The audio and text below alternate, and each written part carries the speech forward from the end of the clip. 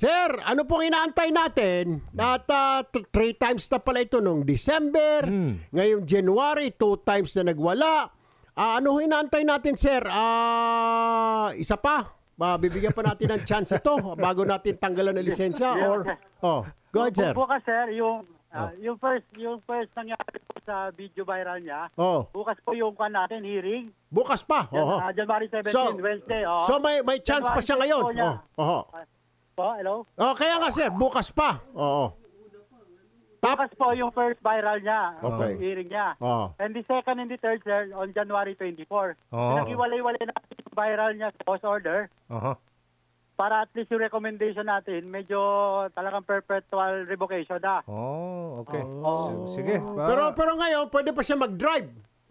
Pag meron siyang may kumat sa kanya, ay pwede niya pang paluin, batutain. Pwede pa. Ngayon, ihabol mo, Jesse. Ihabol mo, Jesse. Sir, may 90 days suspended na po siya. Same with registration niya po. Naka-alarm na rin po. 90 days na. Naka-show cause na siya. Na-receive na January 6. Laguna pa, sir. Laguna pa yung niya, address. So, ibig ko sabihin, hindi na pwedeng magmaneho ito. So, pag nakita ng pulis ito ng mga LTO flying squad natin, pwede nang parahin ito at hulihin dahil naka-preventive suspension na siya. Kailan po effective yung 90-day preventive suspension ng kanyang lisensya? Noong January 6, sir, upon receive niya po nung show cause order, natanggap niya na. So, natanggap niya na mismo po. Nakatanggap. Itong hearing na ito ay para perpetual disqualification para sa kalam ng mga kababayan natin. Ibig yung sabihin, hindi na siya pwedeng magmaneho kailanman habang siya ay nabubuhay sa mundong ito. Tama po, sir. Kasi nakatatlo na siya, sir. Nakatatlo na. Same person, identity nung sasakyan, doon namin nakuha. Halos same plate number, sir. Sa kanya ba yung kotse at updated ba kanyang lisensya? Pati ang rehistro? Yes, sir, kasi nung direct namin yung license nung owner po ng registration, then nung nag-viral na yung mukha niya, same talaga yung mukha, sir.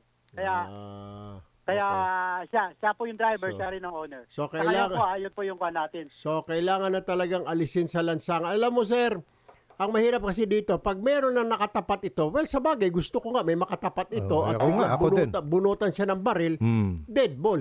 Yan ang mangyari, deads. Di ba?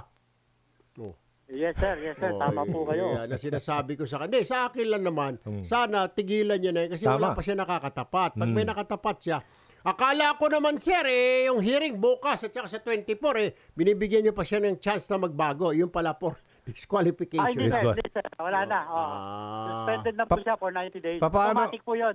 Paano yan kung hindi siya sisipot bukas? Yan na naman. Kasi pinapatawag niyo rin ito, hindi sumisipot Paano kung hindi siya sisipot, sir?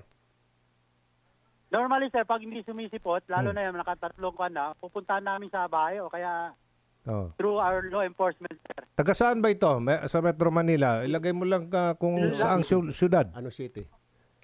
Laguna, sir. Laguna yung address niya, sir. I-text mo nga sa akin, sir. Puntahan ko na lang to. Bitbitin ko to sa'yo. Siya na lang daw. Ako na lang. Siya na lang daw mag-i-enforce. Tawag ko yung anyway, may due process naman po siya. Meron.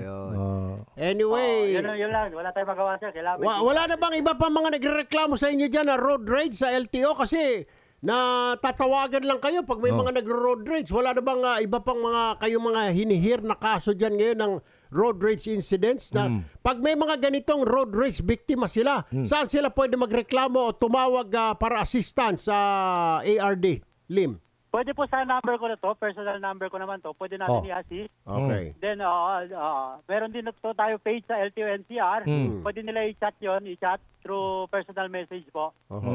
Bakit hindi siya hinuli nung January 12 viral road rage niya since suspended na ang lisensya niya January 6 pa lang?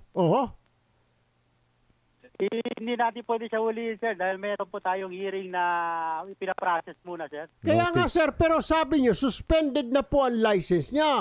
Thereby, you cannot drive without, you can be arrested for driving without license. Tama po ba? Correct me if I'm wrong. Tama po yun, sir. Suspended na. Oh. Dapat nung na-receive niya, nabasa niya yung show cause order, Oh. naka-indicate naman doon na suspended siya. Then nakuha naman natin yung license niya kaagad, Oh. suspended siya. Oh. Ewan ko lang sa kanya, sir, bakit siya nag-drive pa rin? Bakit Same din? time, mainit pa rin ang ulo niya. May tama siguro sa ulo ito. Hindi na lang kaya puntahan ito sa bahay niya, sir. At siguro, kunin niya na yung kotse niya para ang susunod niya na kaso, driving without a car. Sige. Kasi may tama na sa ulo itong hinayupak na ito.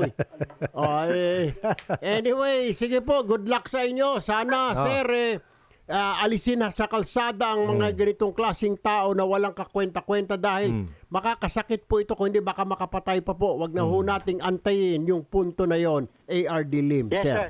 Yes, sir. Maraming Yes, sir. gustong We will, sir. We maraming will, sir. gustong tumulong sa inyo na puntahan sa bayan, no? Mga marami. kasapi ng LPG. LPG. Ligas Paka Gang. Para yun. Paka Si- kagad. Kasama na kami ng pulis, sir. Ha? Si Boy Ong, gusto niya rin pumunta dyan, ang Palawan. At saka si Joel Elevera, gusto rin pumunta raw.